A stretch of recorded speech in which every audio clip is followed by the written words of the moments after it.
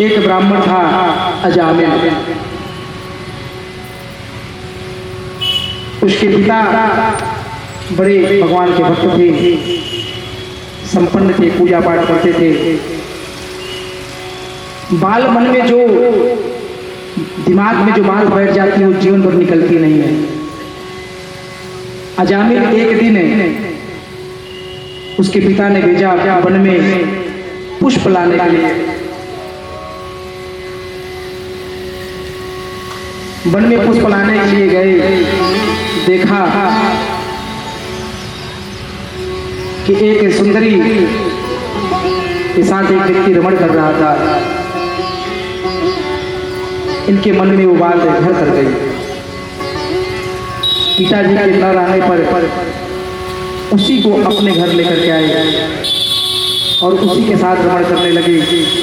अब उसके लिए धन की व्यवस्था करने के लिए चोरी करना, डाका डालना, ये सब प्रक्रिया चालू कर दी।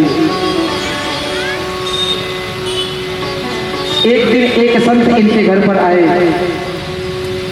रुके और रात में इनके घर ही प्रसाद बनाकर पाया।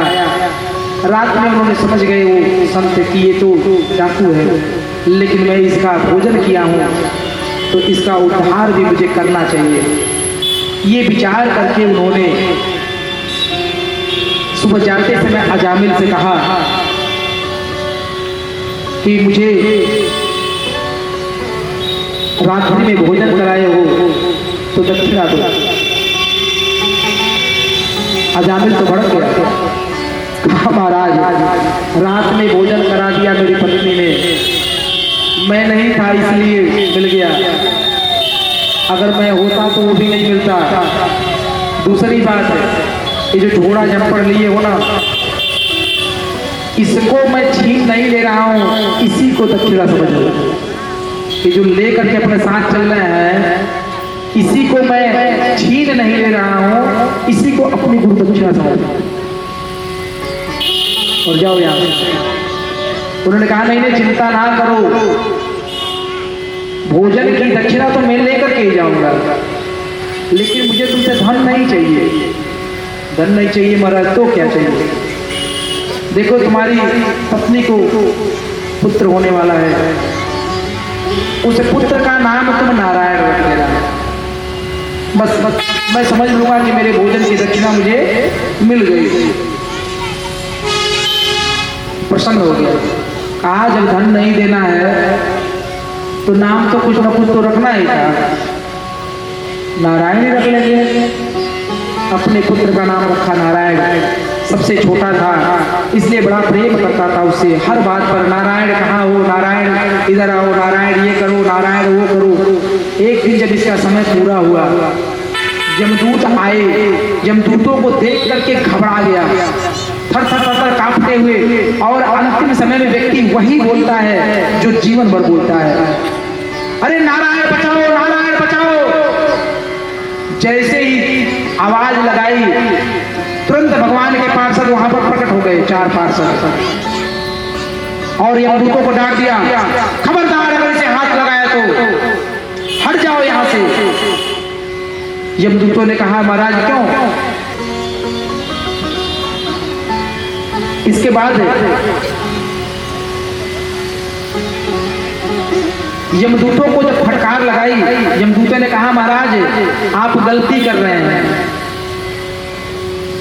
ये आपके स्वामी भगवान नारायण को नहीं पुकार रहा है, तो ये अपने पुत्र को बचाने के लिए बुलाया।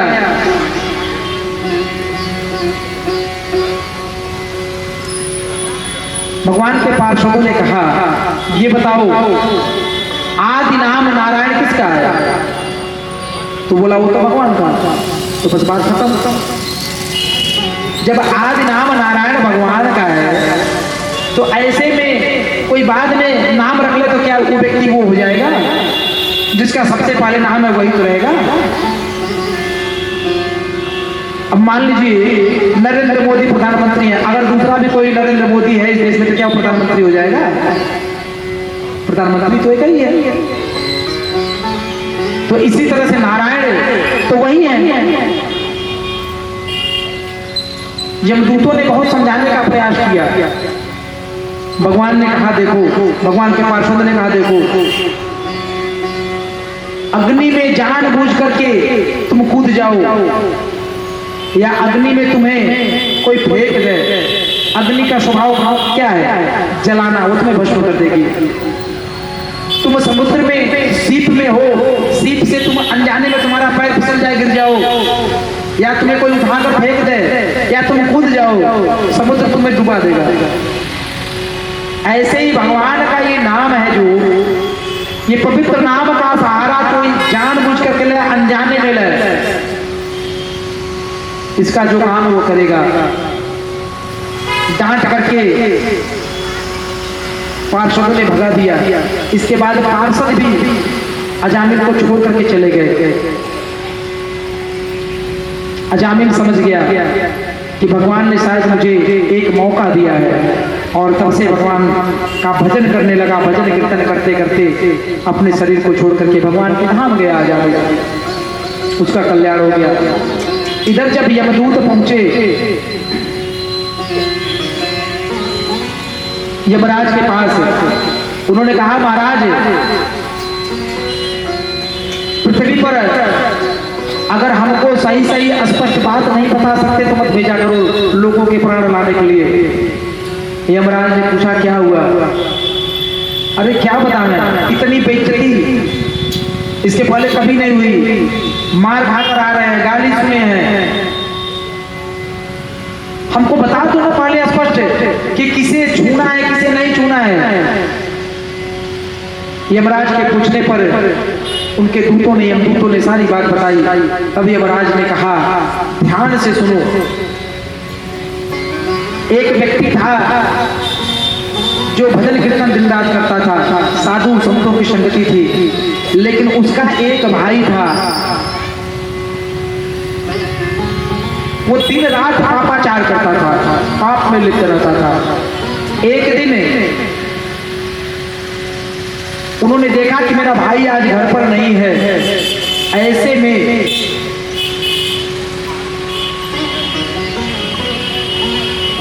अपने कुछ जो संत थे जिनके साथ बैठ कर वो भजन करते थे, अपने घर बुला लिया। भजन कीर्तन प्रारंभ हुआ, उसी समय उसका दुष्ट भाई आ गया, संतों को देख करके गाली देने लगा। गाली देते हुए अपने कमरे में चला गया। संतों ने कहा महाराज, क्या यही बेइज्जती करवाने के लिए आपने हमको यहाँ पर बुलाया? उन्होंने कहा देखो, आज ही दूर गया था, पता नहीं कैसे आ गया, हमें नहीं पता। अगर मैं जानता तो आप लोगों को अपने घर नहीं लाता, लेकिन क्या करें, इसका कल्याण कैसे होगा? संतों ने कहा कि इसका कल्याण चाहते हो? उन्होंने कहा हाँ पक्का, हाँ पक्का। कहा चलो तो इसका कल्याण करते हैं। गए, फाटक खटखटाया, सोचा कि मेरा भाई होगा। जैसे ही दरवाजा खोला, वो जो हट्टे कट्टे संत थे कूद करके उसके सीने पर चढ़ गए पटक करके, और बोला कि बोलो राम। उसने बोला नहीं बोलूंगा। कहा बोलना पड़ेगा, बोलो राम। बोला नहीं बोलूंगा, कुछ भी बोल दूंगा लेकिन ये नहीं बोलूंगा। एक संत बड़े बुद्धिमान थे, उसने कहा कि क्या नहीं बोलोगे? सोचा कि जब मैं पूछूंगा क्या नहीं बोलूंगा तो ये बोल देगा कि राम नहीं बोलूंगा, तो भी काम बन जाएगा। उन्होंने कहा कि बोलो क्या नहीं बोलोगे? कहा वही जो तुम लोग बोलवाना चाहते हो वो नहीं बोलूंगा। सब कुछ बोल दूंगा लेकिन वो नहीं बोलूंगा जो बोलवाना चाहते हो। बड़ा हठी था।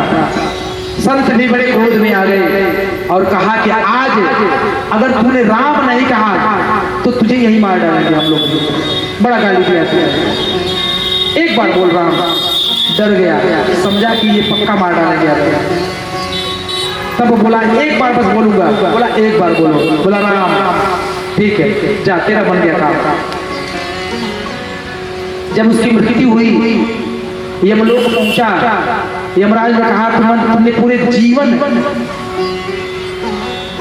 पाप किया है, एक छोटा सा तुम्हारा पुण्य है।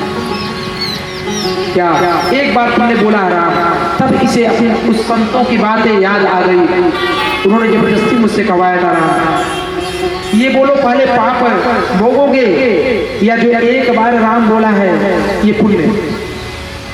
बड़ा बुद्धिमान था, दिमाग लगाया।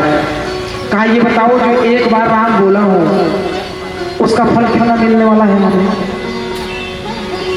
यमराज ने कहा ये तो मुझे नहीं पता, तो पहले क्लियर तो कर लो, पहले पता कर लो कि उस एक बार राम का फल कितना मिलने वाला है। अब यमराज चले गए ब्रह्मा जी के पास। ब्रह्मदेव ये बताइए इसने एक बार राम बोला है, इसका फल इसे कितना मिलने वाला है?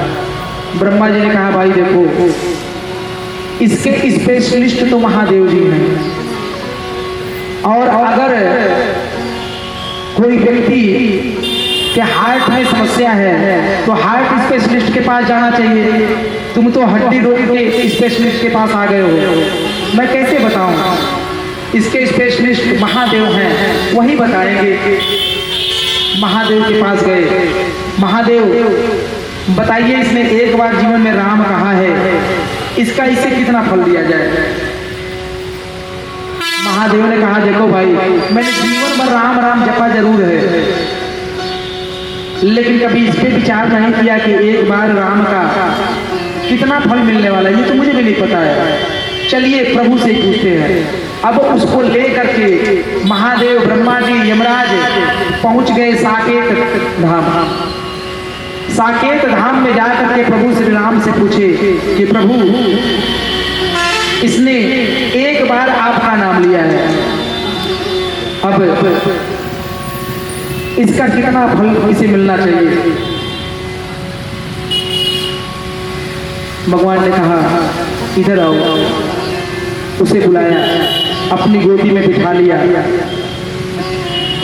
हाथ जोड़ करके ब्रह्मा जी, महादेव जी, यमराज खड़े हैं कि अब प्रभु कुछ बोलेंगे, अब प्रभु कुछ बोलेंगे। जब कुछ देर तक प्रभु श्री राम मौन रहे, तब महादेव ने कहा कि प्रभु आपने बताया नहीं।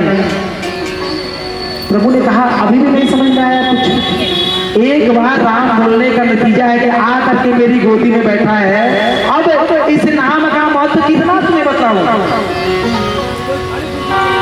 कहूं कहाँ लगी नाम बड़ाई, कहूं कहाँ लगी नाम बड़ाई, राम न सकहि नाम गुण गाए।